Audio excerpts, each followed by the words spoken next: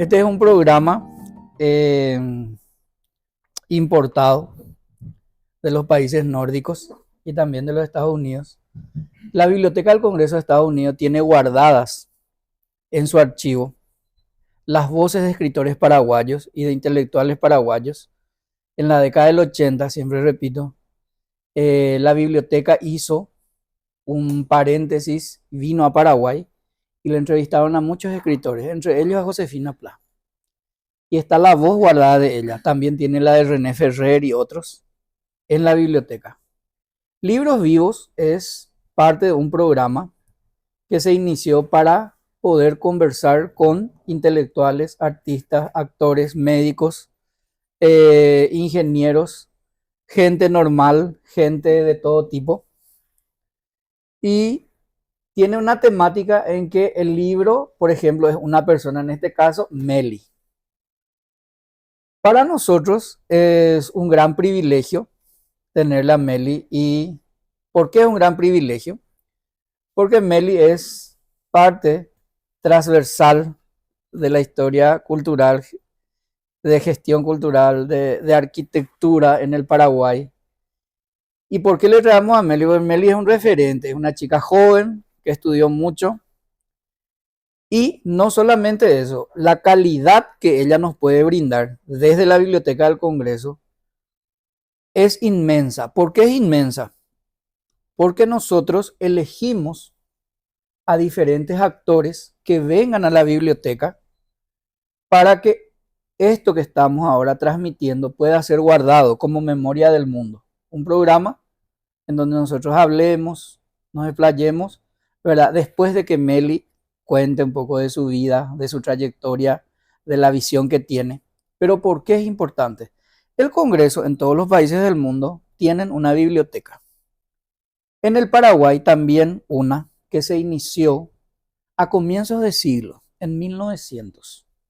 Tenemos testimonios que hacia 1918 se publicó un pequeño catálogo de la biblioteca, que era muy importante.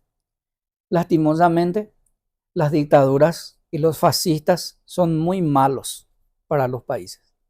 En 1942, el general Morínigo le ordenó a un militar quemar la biblioteca del Congreso y todos los archivos. Probablemente se quiso perpetuar como alguien. Entonces, la gran mayoría de nuestros archivos en ese periodo se tiró y se quemó. Muchos de esos archivos se salvaron. ¿Por qué se salvaron? Porque justamente dos historiadores, el doctor Rivarola y el profesor Alfredo Viola, rescataron de los bajos de la Chacarita todo lo que se tiró. Vino un general eh, por orden de Morínigo y tiraron, y lo que no pudieron quemar se quedaron abajo de la Chacarita, y después de eso se empezó a llevar lo que sobraron, empezaron a llevar personas, y los historiadores rescataron y ahora están en colecciones privadas, y nosotros tenemos el desafío de poder tener por lo menos ese pedazo de historia, y que ahora yo lo estoy rescatando. Hace poco encontramos una gran parte del archivo y tuve que comprar de un anticuario todo lo que en ese periodo se tiró.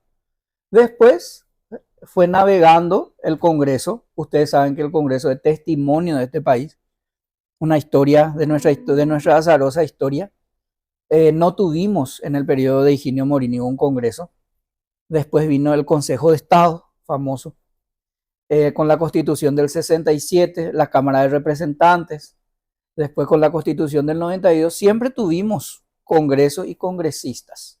No como lo que quisiéramos, pero tenemos.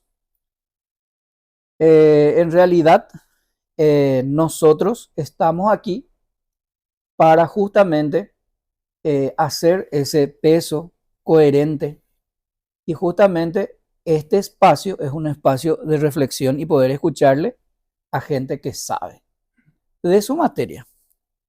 Siguiendo con la historia del Congreso, mucho tiempo tuvo que pasar desde 1918, que fue el último testimonio del inventario que tenemos, hasta que en el 2008 recién se crea otra vez la ley de la Biblioteca del Archivo. Y este sitio, este recinto, recién en el 2016.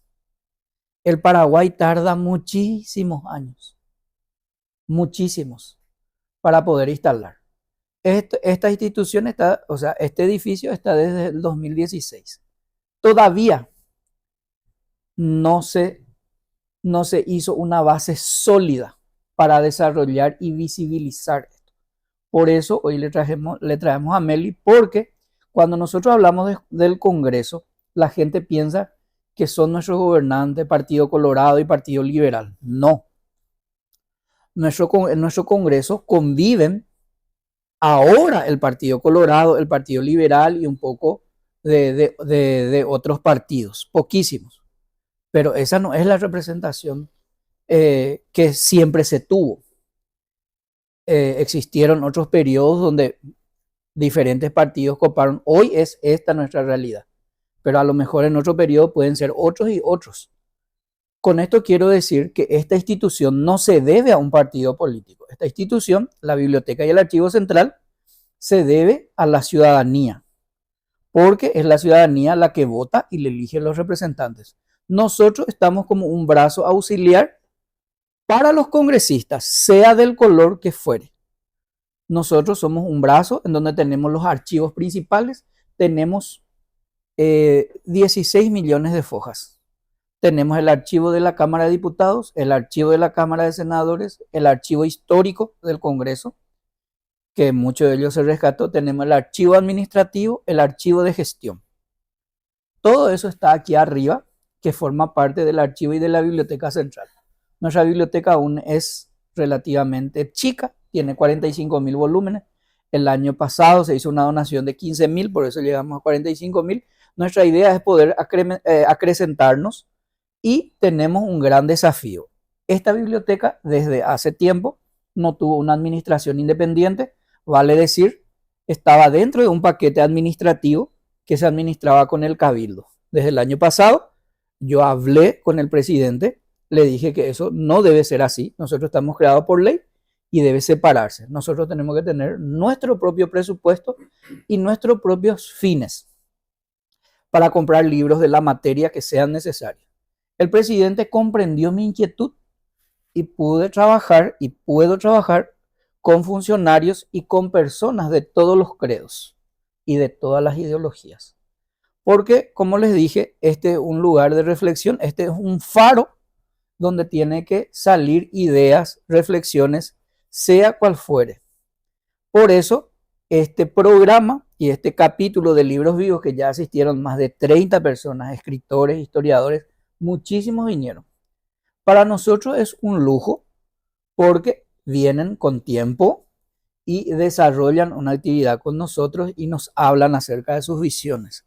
Y para nosotros es muy importante porque nos enriquece y deja en alto la biblioteca del Congreso. El año que viene vamos a programar que cada lunes o cada martes haya un integrante de Libros Vivos y también los viernes un integrante de personas que entrevisten en Voces de Biblioteca, que es un programa también que iniciamos. Esto lo iniciamos con Cristina, primero con funcionarios de aquí y después se acrecentó. Y ahora tenemos ya más de 30 personas, ya nos conocen y el año que viene este año vamos a firmar un convenio con la Sociedad de Escritores para que nuestros escritores e historiadores puedan tener un espacio de poder conversar con su público y con su gente. Por eso elegimos a personas así muy destacadas de nuestra sociedad para que se pueda ver. En el primer informe de gestión, yo le llevé a la mesa directiva y al presidente que iba a estar Meli, que iba a estar esto, que iban a estar todos estas personas, María Eugenia Garay, Esteban Bedoya, todos los que... Y nos felicitaron por el emprendimiento que estamos teniendo, porque esto lo hicimos a base de poder mejorar un poco esta institución, en realidad mejorar la biblioteca y el archivo que ahora está encaminando. A partir de ahora, hoy tuve una buena noticia, hoy nos llegaron nuestras fotocopiadoras, todo el tema burocrático de la licitación es un tormento. Tuvimos un año sin fotocopiadora, sin impresora, todo era a pulmón. Hoy podemos decir que a partir de este mes ya todas las licitaciones están saliendo, los fondos están saliendo para las adquisiciones de libros, de todo. Y lo más importante es que el presidente deja en mis manos que yo pueda tener ideas como la que tengo ahora, que la Biblioteca del Congreso se abra hasta las 10 de la noche. Va a haber una sala en donde puedan venir personas o estudiantes hasta las 10 de la noche a poder investigar o poder hacer sus trabajos, y también van a tener servicio de copias gratis para que puedan venir a realizar su trabajo, porque hay estudiantes que salen de noche, no tienen lugar, al día siguiente trabajan, no se abre los domingos. El presidente cuando me llamó y me dijo, yo dejo en tus manos. Yo vine y esto se abría hasta el mediodía, no se abría los sábados, los domingos, hoy se abre todos los días de lunes a lunes, sábados, domingos, feriados.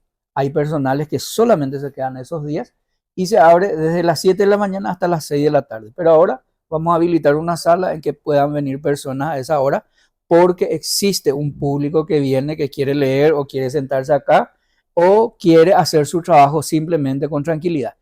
Les digo que teníamos un presupuesto enorme, pero ni siquiera teníamos wifi. Entonces ahora, por eso, por lo menos eso tenemos. Estamos creciendo y a nosotros nos privilegia que gente como Meli Pecols pueda venir a tener una entrevista con nosotros, sus lectores, porque después de que ella hable, le vamos a preguntar y vamos a hablar con ella. Me apasiona que gente joven pueda venir a contar su experiencia, su visión acerca de la arquitectura del Paraguay, de sus proyectos, porque nos va a enriquecer, y después uno de ustedes también puede ser electo para el próximo capítulo de Libros Vivos. Les agradezco a todos. La temática es que nosotros lo escuchemos y después empecemos a hablar. Yo hago siempre una introducción.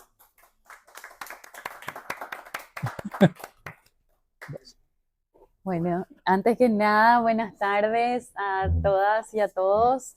Muchísimas gracias por esta introducción que me honra, director. Gracias por esta invitación, Cristina, y celebro este tipo de espacios, la labor que vienen realizando. Me consta de los cambios que introdujeron a la biblioteca, de estos programas de los que están hablando, que son tan importantes en estos tiempos de post-alfabetización. Me gusta decir esa palabra, no como un destino, sino como una alerta, porque creo que cada vez estamos más lejos en esta sociedad de consumo audiovisual, digamos, estamos alejándonos de la lectura a profundidad de los libros, de lo que significa una biblioteca, tanto espacialmente como a nivel urbano, y de lo que significa simbólicamente incluso. Y este lugar en ese sentido es un enclave, no solo histórico, sino simbólico también, y muy necesario. Este tipo de programas me parece que arroja una luz y es una esperanza en este contexto que está como apeligrando nuestro vínculo con la lectura, con los libros, con los espacios como estos, y divulgar es una tarea y una labor muy necesaria de parte de instituciones, sobre todo como estas. Sí. Así que celebro, y para mí es un inmenso honor y un placer estar esta tarde hoy acá.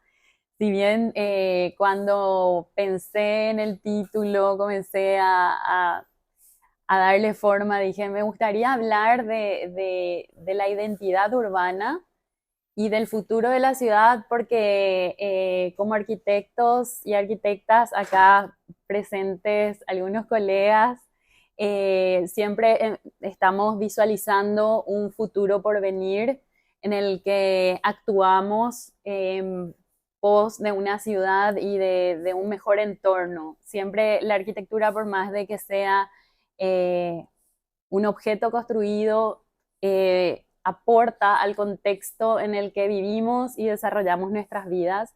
Entonces siempre estamos mirando al futuro, pero siempre tendríamos que hacerlo desde un lugar históricamente posicionado, en donde tomemos conciencia del lugar en el que estamos, para de ahí en adelante hacer una intervención que sea lo más benéfica posible y que aporte a ese entorno que finalmente derive en un beneficio y en un cierto bienestar para las personas y para el contexto en su conjunto. El nombre que finalmente le di a esta sesión fue Identidad Urbana Azucena y el futuro de la ciudad. Me interesaba abordar este tema de la identidad porque no es solo una cuestión externa a la ciudad como conjunto construido, las ciudades son la forma en que los humanos nos encontramos en el espacio y cómo nos asentamos en estas sociedades modernas. Y fue la mejor manera de eficientizar recursos y de encontrarnos también. Y hoy por hoy eso está en peligro desde muchos aspectos, desde una segregación socioespacial que se crea por distintas inequidades sociales, económicas, se crean guetos o asentamientos precarios y por otro lado barrios cerrados para clase alta. Esto no permite espacios de encuentro e interacción, que es lo que finalmente nos enriquece como personas, como sociedad, y es lo que nos hace evolucionar hacia un acortamiento de brechas. Entonces, hoy Asunción, si bien está, a mi parecer, en un momento de crisis, tiene una historia, un pasado y un futuro que debemos visualizar para construirlo de la mejor manera, sobre todo quienes operamos sobre el espacio. Pero la ciudad no es solo construida desde lo físico, material, que puede ser lo arquitectónico, sino que hay una historia, hay una interacción social, hay distintos intereses que confluyen a que la ciudad crezca en un sentido u otro. Me interesaba también abordar esta cuestión casi antropológica de cómo la ciudad nos configura a nivel identidad personal incluso. Siempre pongo el ejemplo de que las personas de París tienen una cierta idiosincrasia y se les conoce con unas características determinadas que comparten. La gente de Asunción, al ir al interior, siempre es señalada, ah, vos sos de Asunción, ah, sí, ¿por qué? ¿Y por qué hablas así o haces tal cosa? ¿Qué pasa en los entornos urbanos que nos identifica a nivel personal y atraviesa nuestro ser unas ciertas características compartidas? Lo mismo los porteños, acá más en nuestro contexto regional. La gente de Buenos Aires comparte esa ciudad y tiene una determinada forma de ser y estar en el mundo. Entonces, hay algo en nuestros contextos que nos identifican y es un proceso de doble vía, siempre digo, porque a su vez que ese contexto nos atraviesa a nivel identidad, luego vamos y hacemos cosas en la ciudad sin ser arquitectos y arquitectas, cuanto más quienes lo somos, ¿verdad? Y hacemos cosas en la ciudad. Y le damos de nuevo forma, una nueva forma a ese contexto. Interactuamos en un determinado espacio y le damos una nueva forma y eso nos vuelve nuevamente. Entonces, esa concepción antropológica es muy interesante de entenderla para entender la importancia de lo que significa que desarrollamos nuestra vida en determinados contextos. Y la ciudad de Asunción, a diferencia de otras ciudades que tienen un patrimonio histórico materializado a través de sus edificios, que es como muy pesado en términos de historia, Asunción tiene un centro histórico considerable en escala, es una escala media, no es pequeño, a diferencia de otros centros históricos de América Latina y el Caribe, que son mucho más pequeños. Asunción tiene este acervo arquitectónico que es un baluarte, pero también, más allá de eso, tenemos un patrimonio natural que necesitamos visibilizar y ponerlo en valor para así poder incorporarlo y protegerlo de tal manera que la ciudad se nutra de todo ese ecosistema que tiene como patrimonio de la ciudad. Si pensamos en la configuración geográfica de Asunción, Asunción tiene el borde de un río, está la bahía, todo el enclave de lo que es el sitio fundacional de Asunción. Esto, ahora mismo estamos en el sector que para mí, según mi visión, tiene más valor a nivel geográfico y a nivel de ecosistemas, porque estamos en la bahía, está el río, está el Banco San Miguel acá enfrente. En el Banco San Miguel, por ejemplo, hay una comunidad que habita ese territorio históricamente, y más arriba, aves migratorias que vienen incluso de lugares muy lejanos como Canadá paran allí, y eso tiene un ecosistema que promueve la biodiversidad. Están los humedales que están aproximadamente donde está Bañado Sur para que referencien el sitio, y todo esto tiene un valor que no estamos visibilizando y que no estamos poniéndolo como un patrimonio.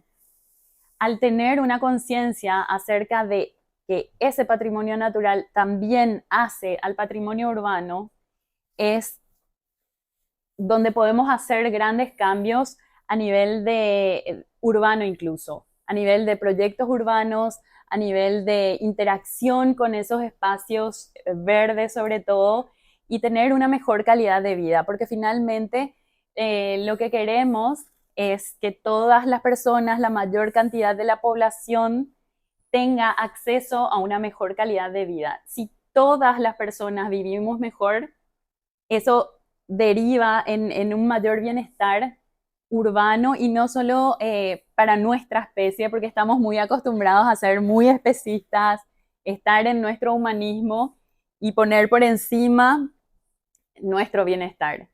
Y hoy por hoy tenemos que entender que somos parte del ecosistema y somos una especie más. Y poder entender eso modifica todo nuestro quehacer y nuestra forma de relacionarnos con el entorno. Entonces, esto es algo que quizás no estamos poniendo sobre la mesa a la hora de entender y de visualizar ciertas cuestiones con respecto a la ciudad, y derivamos en errores que se están cometiendo en estos últimos años. El paisaje urbano asunceno sufrió muchos cambios y mutilaciones, y hay una depredación urbana que en parte podría ser reversible y hay otra parte que no. Perdimos bosques urbanos que aminoraban el tema del microclima en ciertos barrios. Hay una pérdida de masa arbórea que necesitamos regenerar de alguna manera, y también el paisaje urbano, cuando hay vacíos urbanos, la morfología de la calle, de la trama urbana, se ve dañada. Por ejemplo, con las estaciones de servicio. Si vemos las fachadas del centro de París, que están todas unidas, no hay vacíos urbanos, eso nos da una sensación de armonía, por decirlo de alguna manera, porque hay una secuencia lógica. Y cuando tenemos esta falta de regulación, donde hay una estación de servicio, al lado hay un edificio de residencias que tiene 20 pisos, al lado hay una tienda que tiene un nivel, entonces hay un cierto desorden urbano que, que deriva en una anarquía espacial, por decirlo de alguna manera. Y ese ordenamiento que necesitamos para tener un mejor hábitat que derive en un bienestar urbano, pero también de la población de nuestras ciudades, es necesario para poder introducir ciertos criterios de regeneración, de poder proponer otras posibilidades de habitar nuestros territorios. Tenemos que ver últimamente Estuve el año pasado en un congreso internacional de arquitectura y urbanismo, en donde siempre los arquitectos y arquitectas pensamos lo construido como una antítesis de la naturaleza.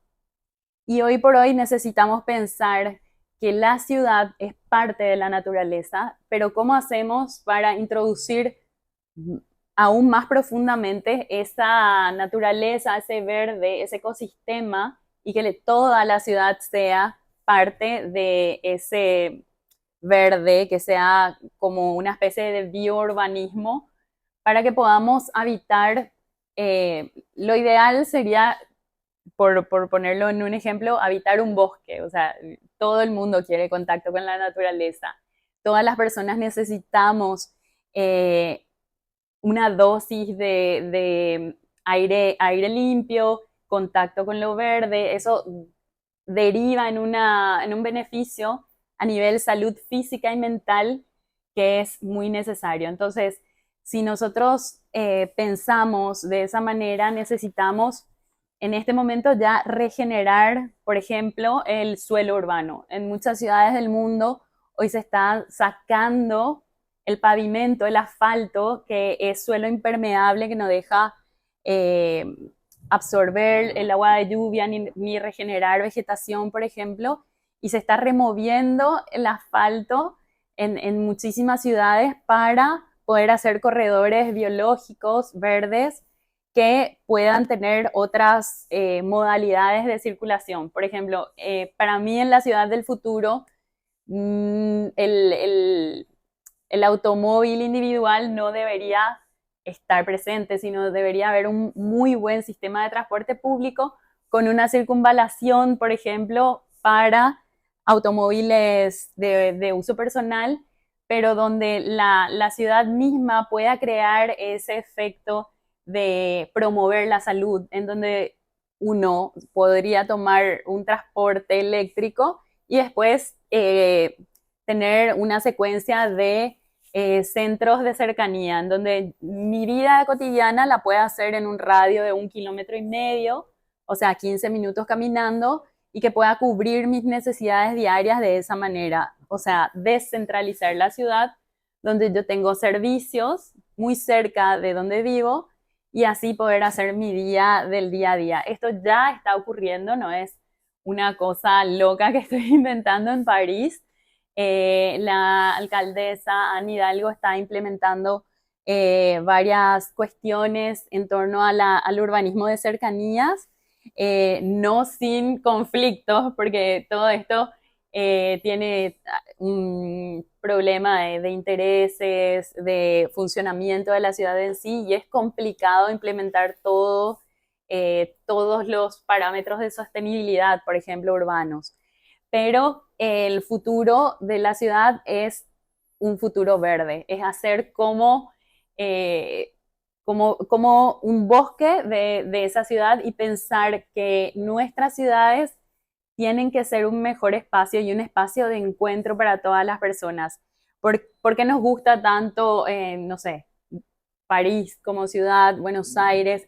Porque el espacio público está integrado a la vida urbana y ese espacio público es para todas las personas, incluso si no lo usan, incluso si hay solamente una contemplación, porque siempre pensamos que en el espacio público, bueno, pasan cosas, bueno, si yo no uso, a mí no me beneficia, podría ser el caso, pero la sensación de estar y circular en un entorno que tenga espacios públicos de calidad es muy distinto a una ciudad que no tiene ese tipo de espacios en su paisaje cotidiano de la urbe. Como ser, me considero, soy asuncena, me considero asuncena de pura cepa porque nací y crecí en la ciudad de Asunción, a pesar de que prácticamente un tercio de mi vida pasé afuera. Eh, Le tenemos un afecto a nuestra ciudad por motivos diversos, pero obviamente porque tenemos un cierto apego al territorio, a nuestras familias, a nuestros vínculos, a nuestros afectos. Entonces, pensar Asunción como un lugar también simbólico y capital, literal, en todo sentido del país. No es solamente una cuestión de, porque parece muy, como una visión muy centralista de la cuestión urbana en todo el país. Hay otras ciudades, para mí la ciudad del futuro, la gran ciudad, la metrópolis del futuro en Paraguay va a ser Ciudad del Este y no Asunción. Eh, Asunción está perdiendo población desde el último censo, hay menos habitantes. Asunción es una ciudad que está expulsando a sus habitantes por distintas cuestiones, por el encarecimiento del uso de suelo, porque los impuestos que se pagan en la ciudad de Asunción son más altos y no vemos que eso sea de nuevo invertido en la ciudad, no vemos el retorno. Entonces la gente piensa, ¿por qué voy a pagar, por qué me voy a comprar una casa en Asunción si me puedo ir a Luque, pagar menos impuestos y tener incluso más disponibilidad de tierra? Entonces hay una cuestión que necesitamos ajustar para que la ciudad de Asunción no siga siendo vaciada. Y sin embargo, Ciudad del Este, con toda su dinámica comercial, con todo lo que implica ser una ciudad de frontera también, está creciendo cada vez más. Entonces, para mí, la gran metrópolis del Paraguay del futuro va a ser Ciudad del Este y no Asunción, pero Asunción siempre va a ser la capital y eso es muy simbólico. ¿Y qué hacemos para que Asunción como capital tenga esa fuerza, que esté presentada en términos institucionales? Porque igualmente, pase lo que pase, las instituciones van a estar acá. Entonces, el desafío es cómo Asunción sigue siendo este epicentro, pero de una manera sostenible, con regulaciones que puedan dar cuenta de un mejor futuro, ¿verdad? Que es lo que todos y todas queremos para nuestra ciudad. Cuando comencé a hacer mis estudios, yo terminé la carrera de arquitectura, soy egresada de la Universidad de Buenos Aires. Buenos Aires siempre fue una ciudad de la que estuve enamorada desde que tengo uso de razón, que comencé a entender el paisaje urbano. Me gustaba mucho ver el verde, caminar por las calles, esa peatonalidad. Poder caminar por las calles nos vincula de otra manera con el territorio y con nuestro entorno.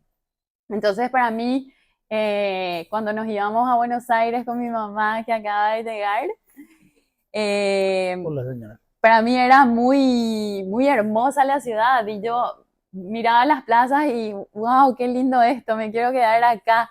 Y yo era muy chiquitita y fuimos yendo porque teníamos parientes allá y si bien comencé la universidad acá en Asunción, en la Facultad de Arquitectura de la Universidad Nacional, después me dije, "Ay, a mí tanto me gusta las ciudades, me encanta la arquitectura, me quiero ir a Buenos Aires. Ay, pero no sé cómo voy a hacer". Comencé a ver la forma y obtuve, digamos, hay un cupo para estudiantes del Mercosur en todas las universidades que integran el Mercosur, entonces hay como una especie de intercambio. Y accedí a eso y fui a estudiar a Buenos Aires y a veces me acuerdo que yo me encerraba mucho a estudiar, ¿verdad? Porque tenía que rendir, tenía que tomar, que hacer cosas de proyecto y sentía que todo el tiempo que estaba encerrada, que me estaba perdiendo de las cosas que estaban pasando en la ciudad y decía, ya quiero que termine porque hay eventos, hay unas cuestiones en los parques, está la calle. Yo quería salir a recorrer la ciudad, a estar afuera, a cruzarme con la gente desconocida, con los parques, con las plazas, con los comercios. Entonces, esa mixtura que hace a una ciudad donde podemos tener un montón de experiencias diversas en un mismo día, es lo que de alguna manera enriquece a nuestra vida urbana y es eso lo que la gente busca en esa vida urbana, digamos. hay una vibración, digamos, de las ciudades que nos estimulan con un montón de cuestiones, ya sea para salir a dar un paseo, o porque tenemos un evento, o porque queremos sentarnos en el parque, o porque queremos ver la gente pasar. A veces me encantaba entrar al metro, por ejemplo, y ver la cara de las personas y adivinar qué les estaba pasando. Ese es un juego que teníamos a veces con mi hermana. Y el solo estar en contacto, por más de que no sean personas conocidas, por más de que yo no tuviera ningún vínculo con esas personas, la urbe permite esa interacción humana con personas diversas. Y es eso justamente lo que nos enriquece. Yo miraba gente tan diferente caminando por la ciudad y eso era tan motivador para mí, entender todas esas personas, la gente. Charlie García hablaba hasta de los zapatos de la gente, de Buenos Aires. Hasta creaciones, porque después te vamos a preguntar muchas cosas del porqué de las cosas. Sí, y me fui apasionando y yo decía, yo también quiero que Asunción sea una ciudad que le estimula a las personas, y así como yo, lo único que quería era salir a la calle. De repente digo, hay veces que estando acá, digo, me encanta el centro histórico personalmente, trabajo en el centro histórico, pero hay veces que salgo tarde y mi familia me dice, no, no cuidado, tenés que volver ya porque es peligroso que andes por ahí. Yo quiero andar por las calles, yo soy callejera. Entonces, pero es esa, esa emoción que nos suscita la urbe, lo que de alguna manera tenemos que favorecer que pase con, a través de distintas implementaciones tanto de proyectos urbanos como de situaciones, de eventos que se van gestando en la medida que esos espacios propician que las cosas diferentes sucedan. Mientras tengamos espacios cercenados o con obstáculos, incluso para acceder, nos complica un poco esa interacción. Con mucha pena vi cómo se cercaban las plazas del Congreso en junio del 2022. Justo estaba también en una reunión en el centro histórico y me bajé hasta el cabildo, digamos, para ver qué estaban haciendo y me fui y estaban poniendo rejas. Estaban, y me dije y les dije, o sea, cualquier plaza de este país puede ser cercada, menos estas 4 plazas. Porque, ¿qué significan esas 4 plazas enfrente al Congreso? Significa que se pueda manifestar la gente ahí. Es un espacio cívico, de civismo, no es solo un espacio público, no es solamente un espacio posible de recreación.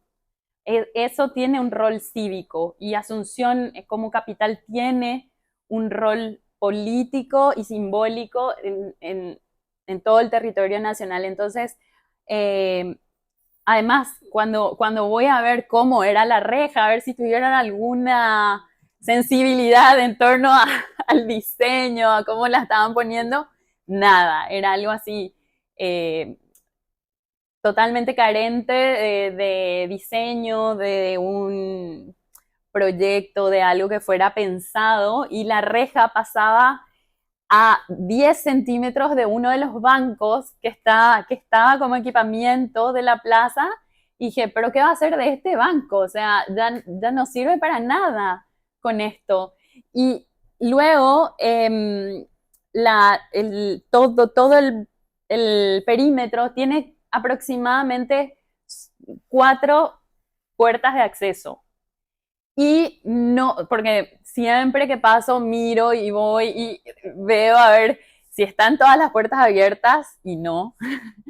Si hay gente y no. Entonces digo, ¿de qué sirve un espacio público cerrado? Primero, como cercenado también. Y segundo, sin uso, porque la gente, porque es difícil acceder, ahora tiene horarios, es muy difícil y complicado, y además que ya no cumple su rol cívico. Entonces, todo esto como que me hace pensar que estamos perdiendo esa urbanidad y ese civismo, esa cultura urbana que es necesaria para la convivencia de una sociedad y sobre todo para el desarrollo de, de nuestras vidas, porque a veces cuando lo pensamos colectivamente se disuelve un poco el, el perjuicio, digamos. Ah, no, pero yo si uso, si no uso la plaza, me perjudica o no, en tanto y en cuanto yo pueda usufructuar eso. Pero hay otras cuestiones que nos atraviesan también a nivel personal que tienen que ver con lo colectivo y que no nos damos cuenta y sin embargo es una pérdida. Entonces, todo esto, lo del paisaje urbano que fuimos perdiendo, estos espacios públicos que están siendo cercenados y el futuro urbano de Asunción, me parece que está en peligro, primero y principal, y segundo, que ya hay un degrado y una depredación que se viene dando. Eh, mucho luchábamos con diferentes colectivos, soy parte de muchas asociaciones y gremios que, bueno, que plantean cuestiones de cómo revitalizar, por ejemplo, el Parque Caballero. Acá somos compañeras. El Parque Caballero, por ejemplo, es un patrimonio de la ciudad, un hermoso lugar. Mi mamá me llevaba también ahí, ella solía ir a caminar con mi abuelo todas las mañanas. Yo crecí en el parque y hoy le quiero llevar a mi sobrina que tiene 6 años al parque. Pero resulta que hay una situación Te van a tratar, ahí voy a tu sobrina. no, hay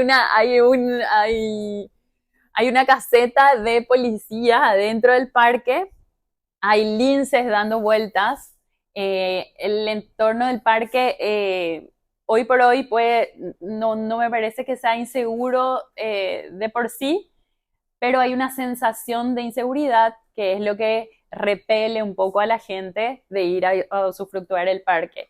Y además las condiciones del equipamiento urbano en sí que no están, digamos, aptas para que los niños jueguen sin peligro, porque hay juegos que no están en condiciones, hay un entorno que no invita al encuentro y sobre todo al juego de niños que tienen que estar medianamente asegurando ciertas cuestiones. Entonces, creo que es muy importante y siempre le digo a mis alumnas, a mis alumnos de la universidad, que necesitamos integrar y ser parte de alguna asociación, colectivo, eh, comité vecinal, lo que sea, en donde se hable del bien común.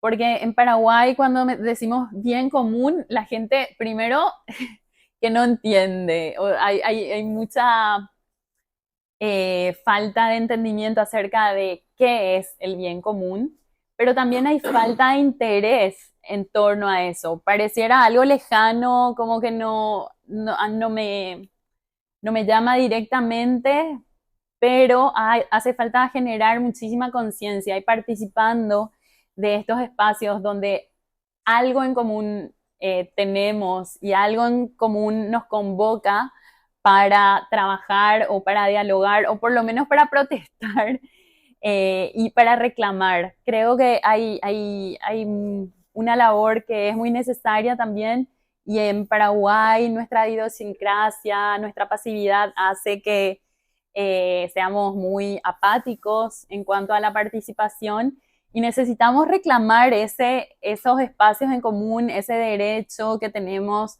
a la ciudad. Hay un autor que a mí me gusta mucho que se llama Henry Lefebvre, que él habla de este derecho a la ciudad. es muy importante entender que todas las personas tenemos derecho a la ciudad, pero nos pueden decir, sí, claro, todas las personas vivimos en la ciudad y podemos habitar. Sin embargo, no todas las personas tenemos acceso a los mismos derechos dentro de la ciudad. Dependiendo del lugar, del entorno en el que vivamos y nuestro radio de acción, tenemos más o menos servicios públicos, por ejemplo, y eso determina un montón de condiciones que hacen a nuestra vida del día a día. Entonces, quería compartir eso, principalmente mi afición por ver y por ver qué más podemos hacer por una ciudad mejor. Obviamente la política media y juega un rol fundamental en cuanto a decisiones que tengan el impacto necesario para ser lo más abarcativas posibles en cuanto a la implementación de ciertas políticas públicas que son sumamente necesarias, y ahí tenemos una deuda histórica. Hay una clase política en Paraguay que no da cuenta de un montón de cuestiones que justamente hacen al bien común, de nuevo trayendo este gran concepto a colación. Y necesitamos presionar, actuar desde nuestros lugares. Hay un montón de personas que cuando me escuchan me dicen, bueno, presentate vos, dale adelante, anda, hace política. Quizás no sea solo una cuestión de ocupar el lugar político electoral, sino de ocupar nuestros lugares políticos desde nuestro habitar, participando sobre todo de de las organizaciones en las que podamos tener algún acceso, algún vínculo, pero también viendo y sobre todo hablando de las cosas que nos competen a todas las personas y a ese común denominador que, que nos vincula tanto a los espacios como a nuestras comunidades, a nuestros entornos. Hay pocas personas que conocen a sus vecinos. Hoy por hoy todo el mundo vive entre la realidad virtual y la realidad física, y entonces hay mucha fragmentación y hay gente que no conoce a sus vecinos.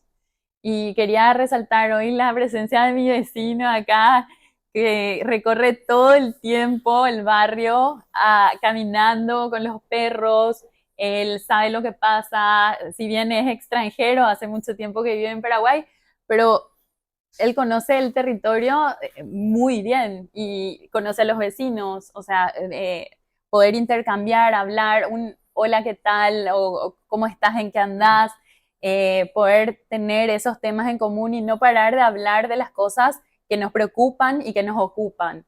Entonces, poner sobre la mesa planteos comunes, hablar en nuestras familias, en nuestros momentos de sobremesa, de las cosas que importan realmente, porque la gente pasa muchísimo tiempo hablando de fútbol, de un montón de cosas vanas quizás, y el bien común es como que queda en otro plano, relegado a las decisiones de los políticos de turno.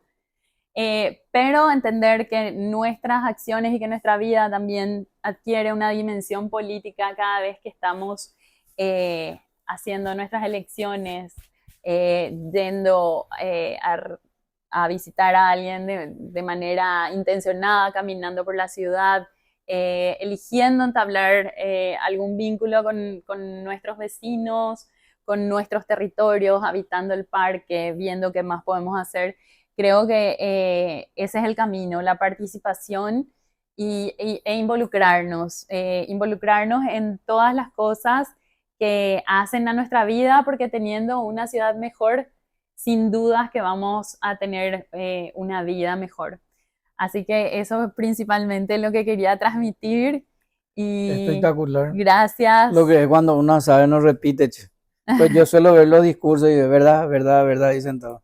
Verdad, verdad. A Melissa no paró nada. Su mente está fresca y es lúcida. Y muy apasionada. Yo también soy un gran apasionado porque como me gusta mucho la historia. Soy historiador de afición, bibliotecario de profesión y estudioso por vocación. Estudio siempre, a mí me dicen, ¿por qué te gusta tanto Asunción? Porque conozco. Le estudiaba hace poco tiempo a Manolo, que escribió La ciudad en que vivimos. Ya murió Manolo Prieto. Pero quería tanto la ciudad y siempre le veía en la línea 9, viajábamos juntos y me contaba las cosas, veía. Manolo Prieto fue un periodista que ya falleció, pero quería mucho la ciudad.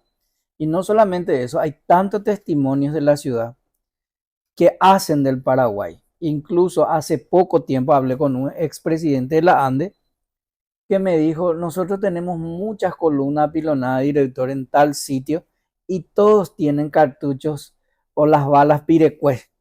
Porque resulta que el Paraguay, después yo le estoy hablando, solamente le voy a hablar a partir de 1900 para adelante, tenía tantas revoluciones, y todas eran casi en Asunción, que nuestro centro histórico siempre estuvo cargado de sacrificios, sacrificios históricos, monumentos, patrimonio, la revolución de 1904, 1912, 1908, ¿verdad? 1912, 11-12, la revolución del 22, la guerra del Chaco que después se hizo fuera, ¿verdad? Pero después la revolución del 47, tantas cosas. Entonces dice, nosotros tenemos varias columnas, incluso al costado de la catedral donde vive hoy cardenal, en la casa ahí, ustedes ven frente al lido el frontispicio y está lleno de agujeritos. Es parte de las balas de la revolución, de otras revoluciones. Y nosotros queremos Asunción, pero a veces nuestra ciudad nos invita a ver todo mal porque nuestros dirigentes, no solamente hablo lo que están ahora, sino desde hace tiempo no tuvimos la misma suerte que tuvo Buenos Aires u otras ciudades, porque no estaba una Meli quizás hace 100 años, no tuvimos un Hasman como en París.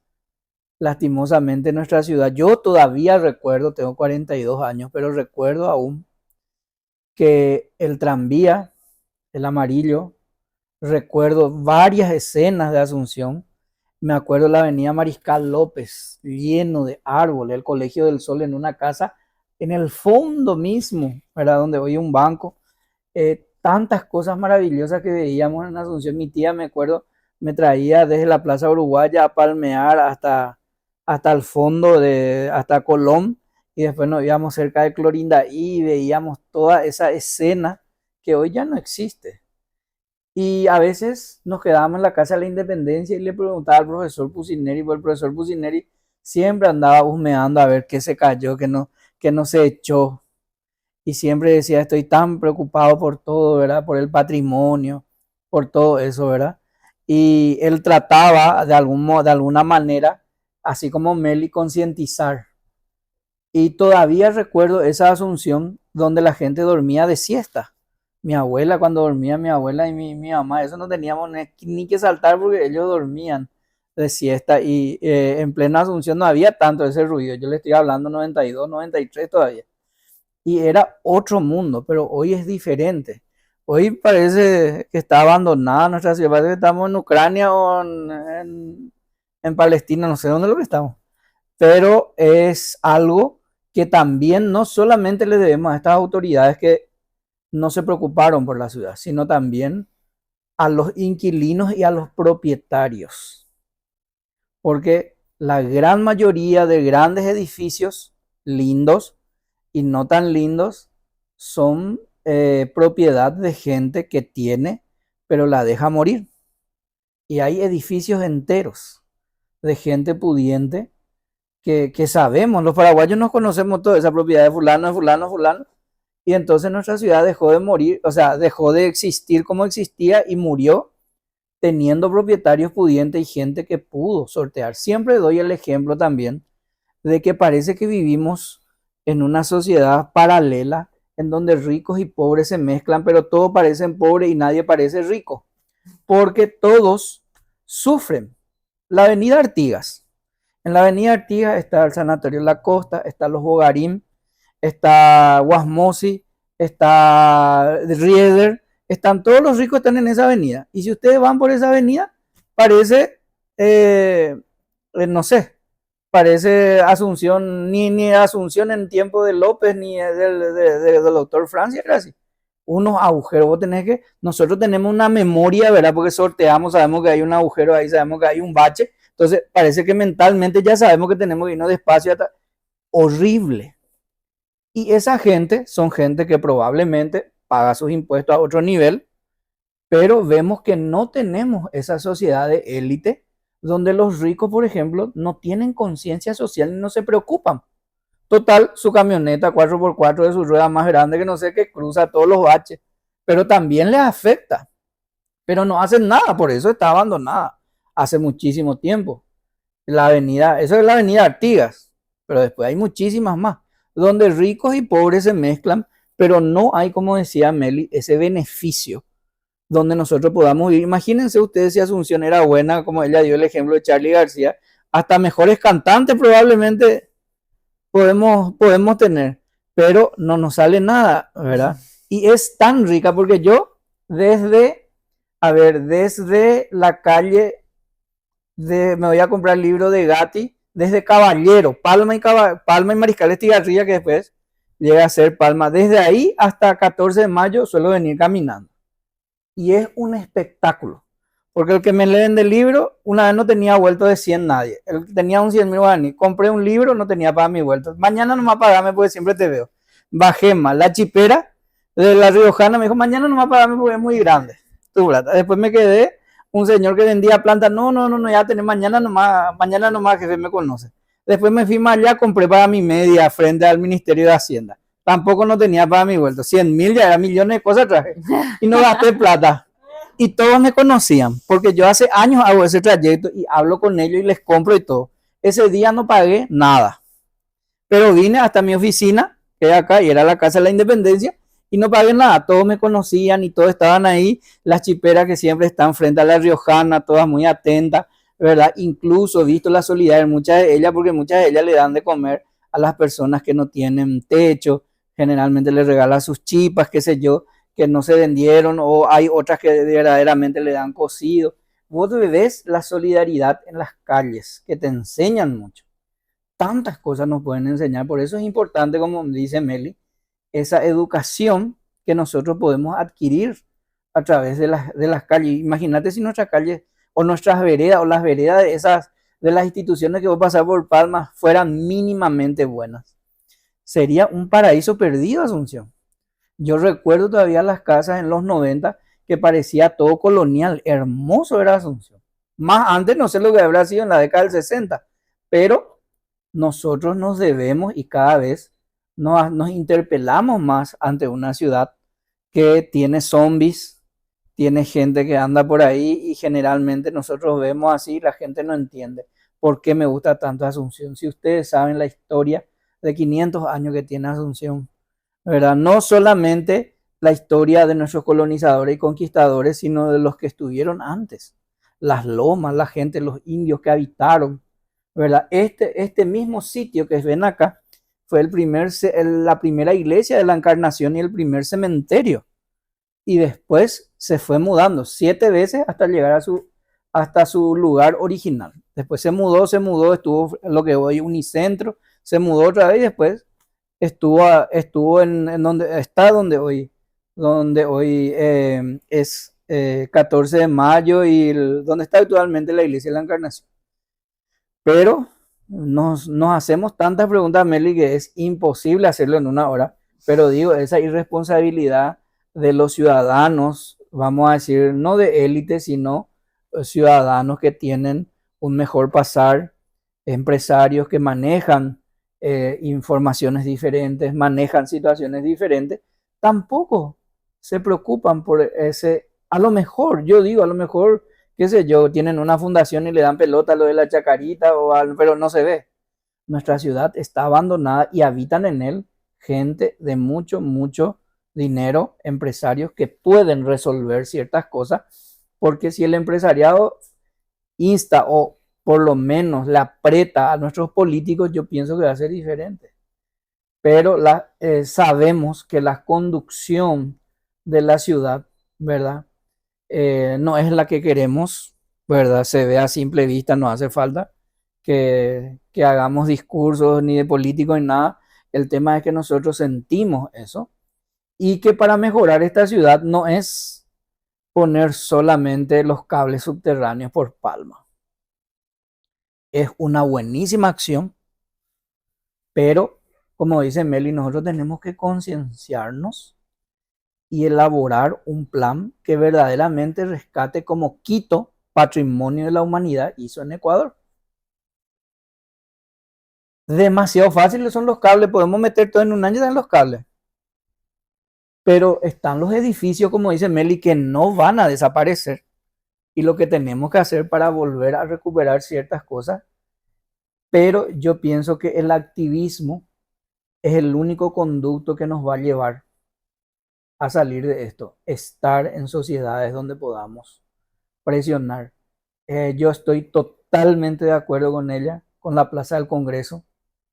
La Plaza del Congreso es, no sé cómo nunca entró en ninguna entidad del Estado, entró ni en el MEOPC, ni en la Secretaría de Turismo, ni en la Secretaría de Cultura, ni en el Cabildo, en ningún sitio no entró un presupuesto para poder embellecer y que cada año se conserve. Acá un paréntesis nomás. Ustedes saben que cuando se hacían las reuniones para administrar el Panteón de los Héroes en la época de Duarte Burro, se reunían el Ministerio de Obras Públicas, la Municipalidad, la Secretaría de Cultura, la Secretaría de Turismo, como 10 instituciones. ¿Quién tenía la llave del Panteón? El señor que vendía revistas frente al Lido Bar. Él tenía. Permiso, señora, él abría. Nadie no tenía. Él sabía lo que pasaba. Ese es un ejemplo de cómo se manejan las instituciones en el Paraguay. Por eso la construcción de lo que estamos haciendo en la biblioteca es un lento proceso de desarrollo que venimos construyendo. Por eso Meli hoy está acá maravillosamente. Dio no sé, su cerebro parece que tenía todo leyendo ahí. Espectacular, nos dio una lección magistral, aprendí muchísimo. Necesitamos de más Meli para Asunción, porque Asunción necesita de profesionales. Yo le quiero a todos los políticos sin condición. Les quiero y pueden traer 16.000 personas a trabajar en todos lados. Pero indefectiblemente nosotros debemos prescindir o dejar de prescindir de gente que no entiende y poner a técnicos que puedan ayudarnos a arreglar lo que no se puede. Yo sé que en todos los ministerios, y no pasa en Paraguay, pasa en China, en Estados Unidos, en Francia, en todos lugares hay políticos. En Francia, cuando yo estuve, viví 7 años en París por temas laborales, había un candidato presidencial que también su esposa estaba en el Congreso y había sido 30 años, no se había ido a trabajar. O se le pilló después. O sea, esto, pero en un mínimo grado. En Francia hay 70 millones de habitantes, pero la corrupción es de 10.000. Acá somos 9 millones y en 9 millones somos desastres. Me considero porque a veces no queremos doblar en un lugar donde no se debe, doblo. No debo caminar donde no debo, no pisar el césped, piso. Eso ya es un acto de corrupción para mí. Entonces la corrupción existe, pero es más subterránea. Claro, no se ve. ¿Se acuerda usted de Fillon? Me acuerdo perfectamente del caso. El caso de Nala, le puedo dar miles de casos. En Estados Unidos, en miles de sociedades, hay una noruega que renunció porque usó 50 centavos para comprarle pañal a su hijo de la tarjeta y después iba a retornar. Eso pasó en Noruega y después se le pilló y tuvo que renunciar. En todos los países existe y van a existir siempre. Pero en nuestra sociedad, lo que Meli decía, que nosotros debemos despertarnos para poder colaborar y que eso cambie. Y eso es lo que estamos haciendo con Cristina, con Libros Vivos. Por eso le vamos a invitar después a otros libros para que vengan a ayudarnos, porque este programa va a salir después y Meli le va a enviar a su gente y nosotros vamos a enviarle los links a todos y alguna que otra persona va a tener, pero vamos a guardar para la posteridad como memoria de este programa. Si es que ya hablé mucho, lo que quieran preguntar, pregunten. Pueden hacer, Meli, nosotros tenemos un certificado para vos de gratitud por acercarte aquí. Este es, le voy a entregar. Qué lindo. Te agradecemos. Gracias. Es simple. El año que viene vamos a tener mejor cartulina, así que te vamos a volver a invitar. Y estoy contento de que puedan venir. Nos hace falta en el Paraguay más espacios de reflexión, muchísimos. Se deben tener. Yo pienso que todos los ministerios, las secretarías, las entidades deben tener un espacio de reflexión crítico para poder analizar, y no solo analizar, hablar y sugerir posibles respuestas a los problemas cotidianos y no cotidianos que tenemos, troncales y fáciles. Decía un psicoanalista francés, usa tu sentido común, el menos común de los sentidos. Les agradezco a todos y pregunten lo que quieran. Meli acá está para eso. Muchísimas gracias, antes que nada, por este certificado y sobre todo, gracias por este espacio, porque es lo que necesitamos, como acaba de decir José, necesitamos muchos espacios de reflexión que promuevan una visión crítica, pero también propositiva de cómo podemos mejorar, qué podemos aportar y cómo podemos avanzar hacia un futuro donde tengamos mayor participación, sobre todo, donde podamos tener mayor incidencia. Yo creo que de alguna manera esta democracia representativa no está funcionando tan bien. Entonces, quizás el futuro sea de muchísima más participación en donde podamos tomar decisiones, incluso gente que no esté en puestos de altas decisiones, donde consensuadamente podamos incidir, porque somos más personas las que queremos eh, tener una mejor calidad de vida, tener una ciudad mejor, y de alguna manera tendríamos que poder incidir, y no solo las personas que nos representan tomar esas decisiones que nos afectan en definitiva. Sí. Me parece que el rol de las escuelas son fundamentales. Es fundamental para cualquier tipo de transformación de cambio. ¿Qué incursión tienen los arquitectos, la asociación que usted dice que tienen, ¿verdad? En donde está participando los centros educativos, las escuelas, de repente para que los niños escuchen estas cosas? Porque nosotros los grandes ya a veces estamos torcidos y ya vemos que no hay muchos resultados cuando desde las comisiones vecinales, asociaciones, actualmente dañan el lingüístico y no nos escuchan muchas veces. Entonces, por ahí, desde la educación, empezar desde ahí, con los niños, con los jóvenes, hablar de esto, o sea, hablar de una solución con patrimonio histórico en defensa como madre de ciudades, en defensa del medio ambiente, del ecosistema, una bahía hermosa, histórica, que toda la región conoce. De esas cosas, ¿verdad? Porque, claro, yo entiendo, yo hice mi tesis en la facultad sobre participación social, entiendo perfectamente lo que es participación espontánea, participación formalizada, entiendo esas cosas, pero así como están las cosas en términos sociopolíticos, cívicos, muy poca incidencia desde las comisiones se tiene, muy poco eco en el más alto nivel. Por eso digo, Totalmente, sí. Desde las escuelas empezar. Muchísimas gracias por la intervención. Y sí, es una buena pregunta. Es muy necesario intervenir en la educación. Hoy por hoy tenemos sistemas obsoletos de educación, la verdad.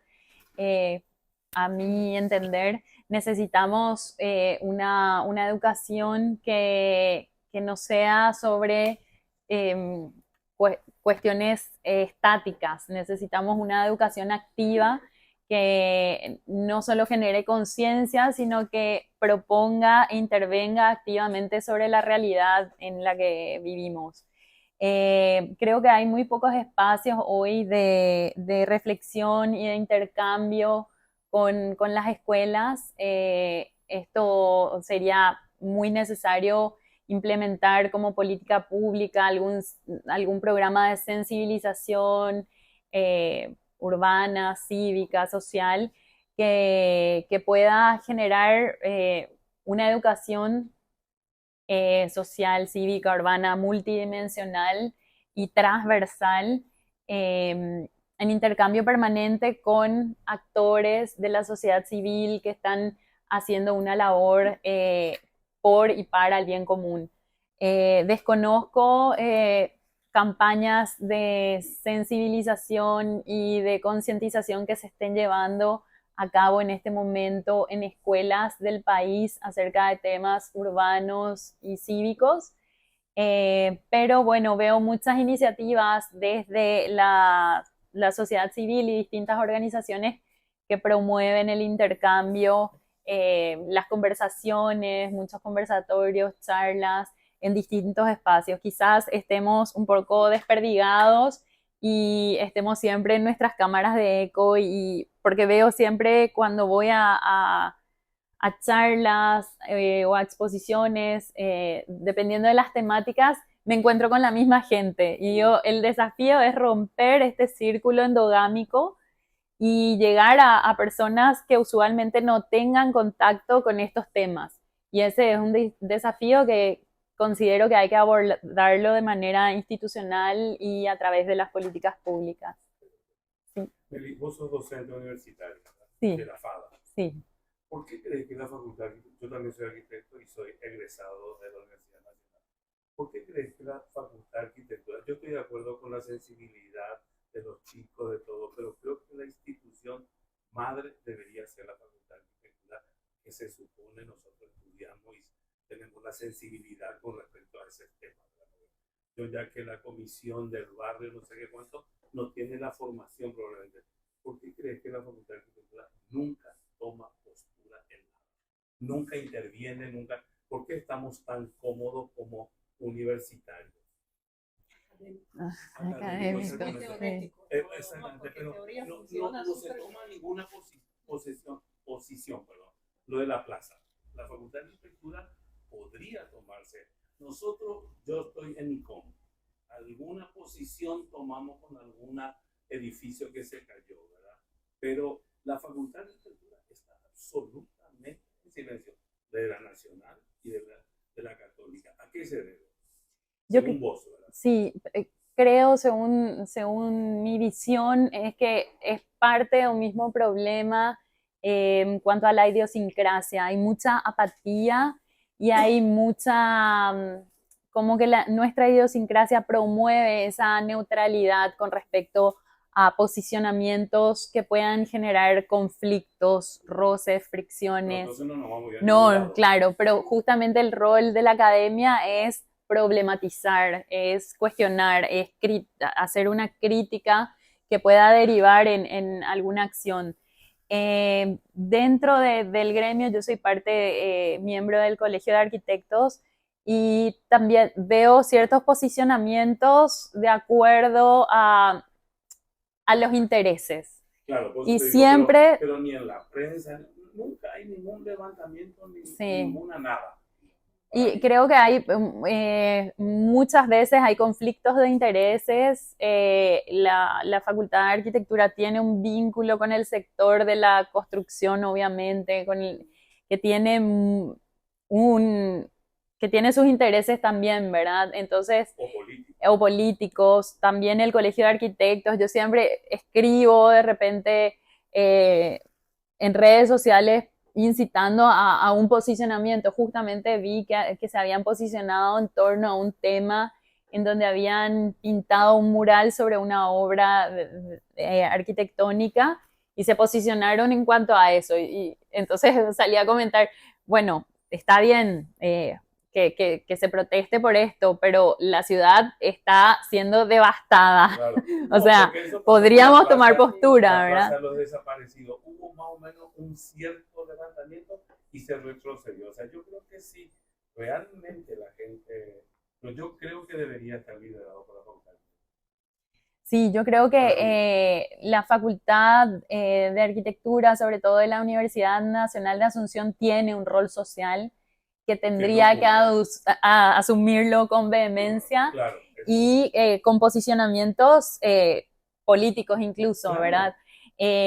Creo que hay una falta de cultura crítica en la sociedad paraguaya en su conjunto y eso tiene consecuencias en nuestro gremio también y incluso en lo académico, que se tendría que ser el faro que arroje luz sobre ciertas cuestiones. Después están las demás universidades también que tendrían que posicionarse. Sí, pero la emblemática Pero de la Universidad Nacional de Asunción tiene un rol social, es una universidad pública que debería tomarse en serio su rol y posicionarse. Veo, pero un poco de manera disgregada, que también se pretende como un consenso. Entonces, si hay un sector que no está de acuerdo con cierto posicionamiento, se queda todo en la nada, porque no hay un cierto consenso. pero nunca comunica ni a favor ni en contra. O sea, a mí me extraña el Sí, en silencio. algunos, sí. ¿En cuál? Con el tema del puente Héroes del Chaco, me acuerdo de ese por poner un ejemplo, pero sí, debería pronunciarse Claro, eso es lo que siempre digo, que por lo menos haya una dejarla incidencia. una posición, estamos de acuerdo, aunque no nos dé pelota, ¿verdad? Pero marcar un cierto... Pasa en todos los gremios. Sí, me imagino, porque estamos hablando Específicamente de de- arquitectura. Me eso, acuerdo, por sí, supuesto. Sí. me acuerdo siempre de Pero los los temas. industriales, por ejemplo, ahora estuvieron unidos con el tema del feriado. Marcaron una posición, nadie les dio pelota, estoy de acuerdo, pero marcaron una posición. No estamos de acuerdo por tal y tal. Bueno, la Facultad de Arquitectura nunca marca ningún criterio en nada. No le dieron Sí. pelota por la pelota. No, da igual, exactamente. Claro, por pero lo menos sí, queda que haya un registro. el registro, Sí. ¿verdad? Sí. Alguien Tal cual. alguna vez... Sí, y después creo que como escuela de arquitectura siempre estuvo muy posicionada en cuanto a lo arquitectónico como objeto. Entonces, lo urbano fue relegado o nunca fue puesto en perspectiva y nunca se le dio la importancia, tanto a nivel de formación como de interés, un foco en cuanto a la relevancia del tema. Hoy por hoy, la Universidad Nacional de Asunción emite un certificado de egreso que es de arquitecto urbanista desde el 2022, que tiene un nuevo plan de estudios. Y bueno, hay una formación como más sólida en cuanto a lo urbanístico, pero no es suficiente, no es suficiente para generar los profesionales que hacen falta, porque en Paraguay están surgiendo ciudades como si fueran hongos, se crean municipios de la nada, hay 268 municipios en este momento, y cuando uno va a las municipalidades, porque estuve trabajando en estos últimos 2 años en la elaboración de planes de desarrollo sostenible en 10 municipios de Paraguay, y necesitábamos interlocución técnica, y cuando iba a querer trabajar con los entendidos del territorio en cada municipio, no había nadie con una formación que medianamente pueda comprender, ya no digo sólida, gracias, no digo ni sólida, que pueda hacer un ping-pong, dar respuesta, activar las cuestiones que necesitábamos para el desarrollo de esos planes. Entonces, se necesitan profesionales, muchos profesionales que puedan dar cuenta de estas necesidades en cada territorio. Sí, pero mi primera pregunta, ¿por qué crees que la Facultad de Arquitectura tiene una posición tan blanda en todo? Eso no. Por una cuestión, primero, como dije antes, de idiosincrasia, y segundo, de intereses que pueden estar en contraposición también. Claro, hay profesores ahí que yo conozco que son dueños de grandes Sí, pero tenemos que llamar la constructoras. cosa por su nombre, porque es muy... El PowerPoint resiste todo. Pero, o sea, yo creo que hay un asunto político también que... No, sí, pues seguramente que es también así. Hay una... Sí, yo fui, o sea, si bien no soy egresada de la Universidad de Asunción, de la Universidad Nacional de Asunción, Estoy como docente ahora hace un año, estuve en el pasado 3 años. Em, Creo que Una foto de es una recuerdo. convergencia de varios factores, ¿verdad? Y también seguramente cuestiones políticas que hacen a la Hay un coyuntura. silencio absoluto cómplice, Sí. lastimosamente. Sí, y yo creo bueno, que hay que encontrar la manera de, a través de los gremios, del Colegio de Arquitectos, de asociaciones, de buscar espacios donde poner esa voz que estamos reclamando, ¿verdad? Entonces, o aunque sea a título personal, así como a veces de repente digo, bueno, voy a comentar en este posteo del Colegio de Arquitectos y no me importa, y firmo, No, porque los y industriales ellos se unieron, digamos, por sus intereses, ¿verdad? Nosotros los arquitectos, lastimosamente. claro, también hay una fragmentación, pero creo que sí necesitamos reclamar, ver los espacios en los que podamos incidir y presionar desde ahí también. Creo que eso es sumamente necesario y eso es un mandato casi, sobre todo desde lo académico, tomar posición, sobre todo de los temas urbanos, porque la arquitectura es muy puntual, es muy específica, afecta o no afecta a determinadas personas, pero la ciudad como conjunto de entorno construido es algo que nos afecta a todas las personas. Sí. Más colaboración público-privado, Sí. académico, no, no es solo de la una, ¿no? Claro. O como hemos dicho, hay mucha gente con plata, pero ellos tampoco pueden solos. Es esta colaboración, este Pero triángulo. viste que si el arquitecto, viste cuando hay un problema en la casa, la gente le llama Sí, al arquitecto o al ingeniero porque se supone que sabe, ¿verdad? Si tenemos como una voz más dentro de la ciudad, creo que nos tomarían más en serio.